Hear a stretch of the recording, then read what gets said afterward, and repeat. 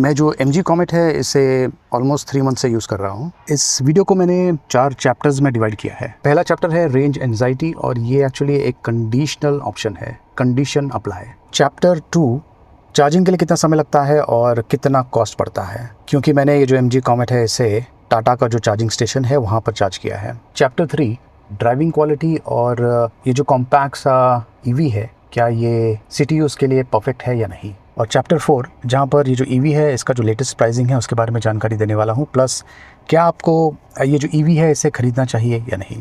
देखते रहिए। तो यहाँ पे देखिए साइड बाय साइड आपको आइडिया मिल गया होगा कि ये जो कॉमेट है इसका साइज़ कैसा है कंपेयर टू दूसरे कार्स।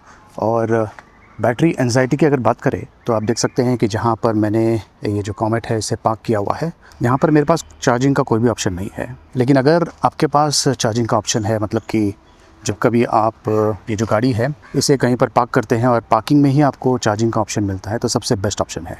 तभी आपको रेंज एंजाइटी जो है इसका इशू नहीं आने वाला है। अब क्योंकि मेरे पास यहाँ पर चार्जिंग का ऑप्शन नहीं है, आप देख सकते हैं कि हमेशा मुझे रेंज एंजाइटी होता है। 20% बैटरी है और जो अगला स्टेप है वो चार्जिंग का है, और इसके लिए मुझे कहीं और जाके ये जो MG कॉमेट है इसे चार्ज करना पड़ेगा। अगर मेरे पास यहाँ पर चार्जिंग का ऑप्शन होता तो मैं जब कभी पार्क करता चार्जिंग पे रख देता और ये जो कार है हमेशा चार्ज रहती। वैसे ये जो MG कॉमेट है इसका जो रेंज है ये काफ़ी अच्छा है, आपको तकरीबन 250 किलोमीटर्स का रेंज मिल जाता है, ऑन एन एवरेज 200 किलोमीटर्स, जो कि सिटी कंडीशन के लिए मोर देन सफिशेंट है। और इनकेस अगर आप लॉन्ग डिस्टेंस ट्रैवलिंग कर रहे हैं तो उस दौरान आपको बेसिकली प्लान करना होगा, क्योंकि ये जो इलेक्ट्रिक व्हीकल्स है पेट्रोल और डीजल व्हीकल्स के कंपैरिजन में काफ़ी अलग होता है।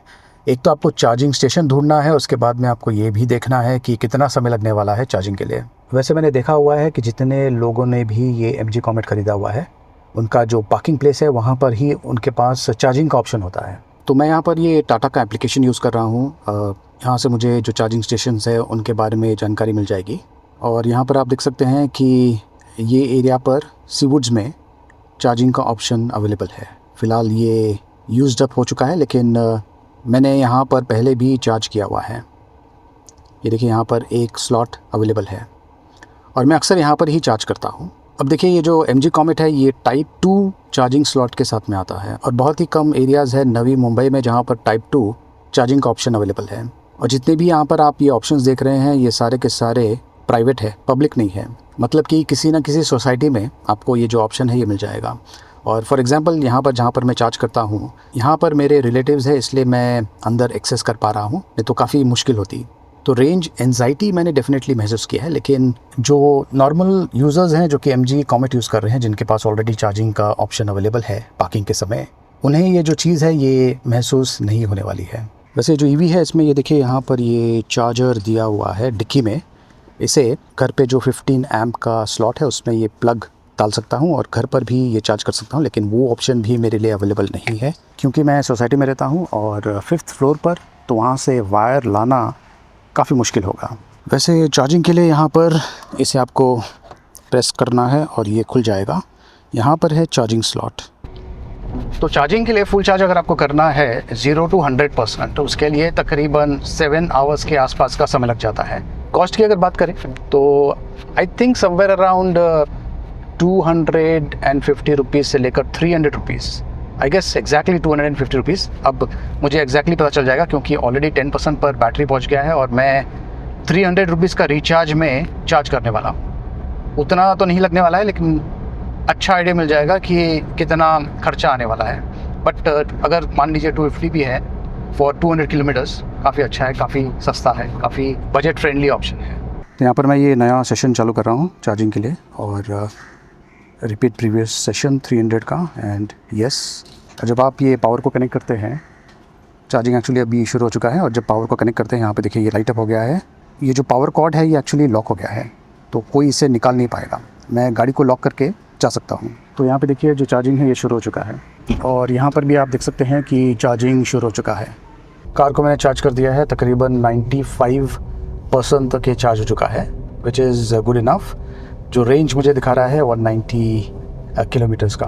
तो 10% से 95% तक चार्ज होने के लिए तकरीबन 4 आवर्स 35 मिनट्स के आसपास लग गए हैं। और जो प्राइसिंग है वो हो गया है तकरीबन 224 रुपीज़, मतलब कि 250 रुपीज़ में आप ये जो ईवी है इसे फुल चार्ज कर सकते हैं, और 250 रुपीज़ में आपको मिल जाता है तकरीबन 200 किलोमीटर्स का रेंज, जो कि काफ़ी अच्छा है। सिटी यूज़ के लिए एकदम परफेक्ट है।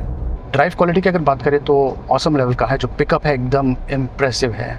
और मैं एको मोड की बात कर रहा हूँ। एको मोड में ही जो पिकअप है उससे आप काफ़ी इम्प्रेस हो जाएंगे, लेकिन जब आप इसे नॉर्मल मोड में शिफ्ट करेंगे तो थोड़ा सा बेहतर परफॉर्मेंस आपको मिलने वाला है और थोड़ा सा पावरफुल हो जाएगा।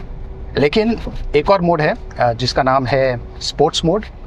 स्पोर्ट्स मोड में ये बहुत ही ज़्यादा पावरफुल हो जाता है। इनफैक्ट जो एको मोड है इसमें आप maximum I guess around 70 to 75 का जो स्पीड है वो अचीव कर सकते हैं। लेकिन अगर आप स्पोर्ट्स मोड यूज़ करेंगे तो वहाँ पर आप इसे 100-105 तक लेके जा सकते हैं। बट मैं सजेस्ट करूँगा कि आप ये जो व्हीकल है इसे उतना फास्ट ना चलाएं, क्योंकि ये खास करके सिटी यूज़ के लिए बना हुआ है। और मे बी इतना हाई स्पीड में, क्योंकि इसका जो स्ट्रक्चर है काफ़ी एक तरह से डेलिकेट टाइप का लगता है, वैसे है नहीं, बट हाई स्पीड के लिए ये जो कार है ये नहीं बना हुआ है। जिप जैप ड्राइविंग, अगर आपको इसे ट्रैफिक कंडीशन में ड्राइव करना है तो उसके लिए ये काफ़ी अच्छा है। अब फ़िलहाल इसमें बैटरी काफ़ी लो है, 11% तक बैटरी पहुंच गया है। और जब बैटरी लो हो जाती है 20% एंड बिलो, तब जो पावर है ये ड्रॉप हो जाता है। जो पिकअप है आप महसूस कर पाएंगे कि इतना स्ट्रॉन्ग नहीं है, और उसके पीछे वैलिड रीज़न है क्योंकि बैटरी लो है। तो मैं अब इसे चार्जिंग पर लेके जाने वाला हूँ और इसे चार्ज करने वाला हूँ। यहाँ पर मैं आपको कुछ बेसिक फीचर्स के बारे में बता देता हूँ। फॉर एग्जांपल, अगर आप डोर की तरफ ध्यान दें तो यहाँ पर अनलॉक करने के लिए ऑप्शन दिया हुआ है, लेकिन यहाँ पर ये जो कांच है इसे खोलने के लिए ऑप्शन नहीं दिया हुआ है। इनफैक्ट ये जो ऑप्शन है ये आपको यहाँ पर मिलने वाला है। ये देखिए, ये जो ड्राइवर है उसके साइड का कांच को डाउन करने के लिए, अप करने के लिए, और ये वाला जो पैसेंजर एरिया है उसका जो कांच है ये देखिए, उसे अप एंड डाउन करने के लिए। एक और बहुत ही इंपॉर्टेंट चीज़, फॉर एग्जांपल मैं अब इस व्हीकल के अंदर हूँ और ये व्हीकल ऑटोमेटिकली ऑन हो जाता है क्योंकि इसमें ऑन ऑफ का स्विच नहीं दिया हुआ है। और बेसिकली ये देखिए ऑटोमेटिक व्हीकल है। एक्सेलरेटर एंड ब्रेक का ऑप्शन दिया हुआ है, और यहाँ पर ये डायल दिया हुआ है जिसे यूज़ करके आप रिवर्स, ये बेसिकली ऑटोमेटिकली ऑन होता है जब चार्जिंग करते हैं, एंड न्यूट्रल, प्लस ये है ड्राइव मोड। बस इतने सारे मोड्स हैं, एंड ये हैंड ब्रेक दिया हुआ है। नाउ फॉर एग्जांपल, अगर आप कार में बैठे हुए हैं, काफ़ी ठंडी है, आपको एसी यूज़ नहीं करना है, आपको बेसिकली जो बैटरी है उसे प्रिजर्व करना है, तो यहाँ पर ये देखिए नीचे की तरफ ये बटन दिया हुआ है। ये जो बटन है अगर आप इसे प्रेस करेंगे तो जो व्हीकल है ये देखिए ये अब ऑफ हो गया है। और इनकेस अगर आपको फिर से जो व्हीकल है इसे स्टार्ट करना है तो ये जो ब्रेक है इसे आपको 2 बार प्रेस करना है, और ये देखिए अब ये फिर से ऑन हो गया है। मैं व्हीकल के बाहर आ गया हूँ और इसे मैंने बंद कर दिया है डोर को, प्लस जस्ट वॉक अवे, और ये ऑटोमेटिकली कुछ दूर जाने के बाद ये देखिए लॉक हो गया है। ये बहुत ही बढ़िया चीज़ है, और जैसे ही मैं व्हीकल के पास जाऊँगा ये ऑटोमेटिकली ऑन हो जाएगा। बहुत ही कॉम्पैक्ट सा ईवी है। टायर्स का साइज़ अगर आप देखें तो ये भी काफ़ी छोटा है कंपेयर टू दूसरे व्हीकल्स जो कि साइड में है। ये देखिए यहाँ पर भी, इससे आपको आइडिया मिल गया होगा। और जो टायर प्रेशर है उसके बारे में जानकारी यहाँ पर दिया हुआ है। फ्रंट टायर के लिए 33 और रियर टायर के लिए 36। छोटी सी कॉम्पैक्ट सी कार है, लेकिन अगर आप स्पेस देखें तो काफ़ी ज़्यादा दिया हुआ है। यहाँ पे देखिए आसानी से एक पैसेंजर और एक ड्राइवर बैठ सकता है, प्लस आगे का जो एरिया है यहाँ पर भी काफ़ी ज़्यादा स्पेस दिया हुआ है, ये देखिए। एंड जो रियर पैसेंजर्स हैं उनके लिए भी काफ़ी ज़्यादा स्पेस दिया हुआ है, प्लस जो सीट्स हैं इन्हें आप बेंड कर सकते हैं।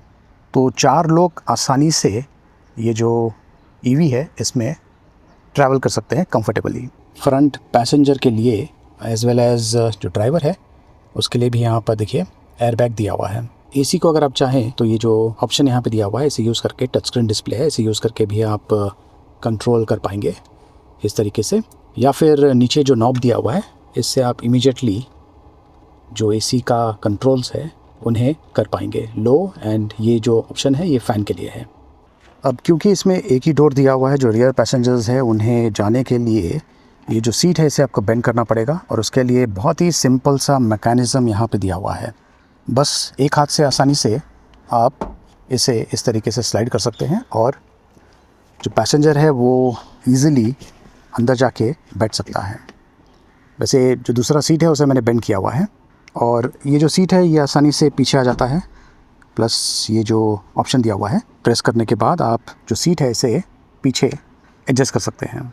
यहाँ पर ये जो बैक सीट्स है ये इस तरीके से ये देखिए आसानी से बेंड हो जाते हैं और पीछे आपको काफ़ी ज़्यादा स्पेस मिल जाता है। अगर 2 लोग ट्रैवलिंग कर रहे हैं, शॉपिंग के लिए जाते हैं तो यहाँ पर बहुत ज़्यादा स्पेस दिया हुआ है। और अगर 4 लोग ट्रैवलिंग कर रहे हैं, शॉपिंग के लिए जाते हैं, तभी भी आपको काफ़ी स्पेस मिल जाता है। मतलब कि आपको आगे यहाँ पर जो गैप है यहाँ पर आपको सामान रखना होगा। वैसे 5 लोग भी इसमें आसानी से बैठ सकते हैं, ऐसा कोई इशू नहीं है। डिक्की में आपको सिर्फ इतना सा स्पेस मिलता है। छोटी सी कार है लेकिन काफ़ी ज़्यादा स्पेस दिया हुआ है और मुझे कभी भी ऐसा महसूस नहीं हुआ कि इसका जो इंजन है ये अंडर परफॉर्मिंग है। वेरी पावरफुल और कॉम्पैक्ट साइज़ होने के कारण ईज़िली ट्रैफिक कंडीशन में आप इसे ड्राइव कर सकते हैं। और बेस्ट चीज़ ये है कि खास करके अगर आपको पार्किंग करना है तो छोटे से छोटे एरिया में भी आप आसानी से इसे पार्क कर पाएंगे। और एक और बहुत ही इंटरेस्टिंग चीज़, जब कभी मैं इसे ड्राइव करता था, अभी भी जब मैं इसे ड्राइव करता हूँ, तो ये सेंटर ऑफ अट्रैक्शन है। लोग देखते हैं, रुक रुक कर देखते हैं। तो मैं कहूँगा कि ये बहुत ही आई कैची कार है। टायर्स छोटे हैं लेकिन जो सस्पेंशन है काफ़ी अच्छा है। जो राइड क्वालिटी है for the driver as well as for the passengers, ये काफ़ी कंफर्टेबल है। ये आई स्मार्ट फीचर के साथ में आता है। 55 प्लस कनेक्टेड कार फीचर्स इसमें दिया हुआ है। 100 प्लस वॉइस कमांड्स आप यूज़ कर पाएंगे। ईवी का हाइट काफ़ी अच्छा है और अगर आपने मारुति वैगन आर यूज़ किया होगा, जितनी आसानी से आप मारुति वैगन आर में एंटर कर सकते हैं, उतनी ही आसानी से आप इस ईवी में भी एंटर कर सकते हैं। चलिए अब प्राइसिंग की बात करते हैं। ये जो स्ट्रीट स्मार्ट कार है MG कॉमेट EV, इसका जो प्राइसिंग है ये शुरू होता है 4,99,000 ऑनवर्ड्स। ये तभी जब आप बैटरी एज अ सर्विस के लिए जाएंगे। यहाँ पर जो बैटरी है बेसिकली रेंट पर मिलने वाली है एट ₹2.5 पर किलोमीटर। लेकिन अगर आपको ये सर्विस के लिए नहीं जाना है तो आप डायरेक्टली जो EV है इसे खरीद सकते हैं। तभी जो कॉस्टिंग है तकरीबन 6,98,900 रुपीज़ पहुँच जाता है। सिटी यूज़ के लिए परफेक्ट कार है। कैसा लगा कमेंट्स करके मुझे ज़रूर बताइए।